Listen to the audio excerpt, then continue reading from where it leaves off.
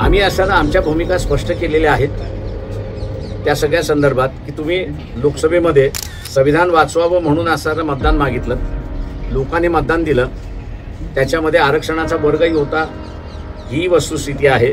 आज ज्यावेळेस संविधान वाचून झाल्यानंतर आरक्षण हा हिंदू संस्कृतीप्रमाणे मी जर असं वापरायला गेलो तर या घटनेचा आत्मा आहे, सोल ज्याला आपण म्हणतो।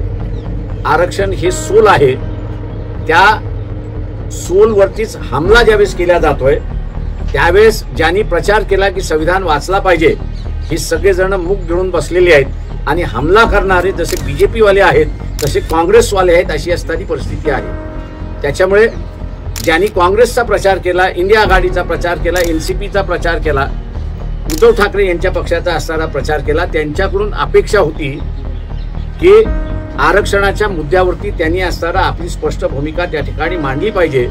आणि जे विद्यार्थी गेले होते त्यांनी असणारा त्यांना साधा प्रश्न विचारला होता की तुम्ही राहुल गांधीच्या आणि काँग्रेसच्या भूमिकेशी तुम्ही सहमत आहात का, आणि त्यांच्याशी सहमत नसाल तर तुम्ही त्याला कंडेम करा। ही दोन मागणी त्यांनी असणारा त्या ठिकाणी ठेवली होती। पण आज तागायत कुठल्याही लेखकाने, विचारवंताने ज्यांनी काँग्रेसचा प्रचार केला, काँग्रेस आणि राहुल गांधी यांची भूमिका घटनेला अनुसरून नाही, चुकीची आहे असं कुठेच म्हटलेलं नाही।